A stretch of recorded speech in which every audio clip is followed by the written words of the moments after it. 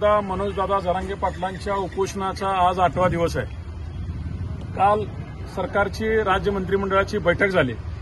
त्या बैठकीमध्ये तिल्लारी कुणबी आणि ता कुणबी म्हणून 3 जातीचा पोटजातींचा त्यांनी ओबीसीमध्ये समावेश केला।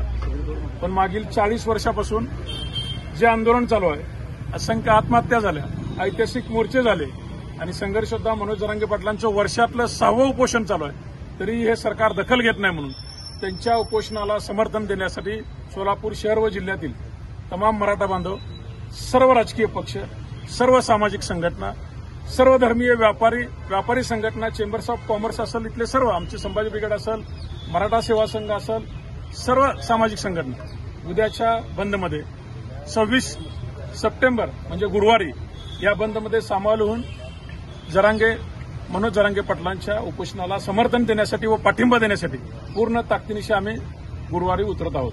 माझं आव्हान आहे सोलापूर शहर व जिल्ह्यातील तमाम बांधवांना की संघर्षयोद्धा मनोजदादा जरांगे पाटलांनी आवाहन केलं की हा बंद शांततेत पार पडला पाहिजे, कोणालाही त्रास झाला नाही पाहिजे, कोणत्याही शासकीय वस्तूची नुकसानी झाली नाही पाहिजे व योग्य त्या मार्गाने जसं आपण आतापर्यंतचे सगळे आंदोलन केले त्याच मार्गाने आपण उद्याच्या परवा दिवशीचं गुरुवारचं आंदोलन आम्ही यशस्वी करून दाखवू व सरकारला परत एकदा आवाहन करतोय की आमचा योद्धा लढता लढता उद्या जर शहीद झाला तर या सरकारची नक्कीच खैर नाही, एवढं मात्र सरकारनं ध्यानात ठेवावं।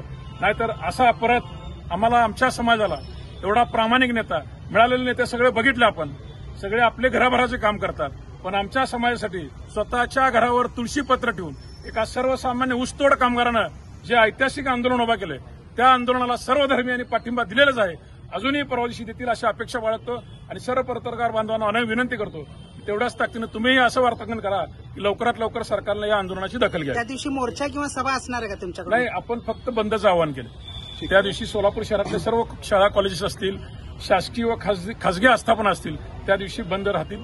आम्ही असं सगळ्यांना आवाहन करतो।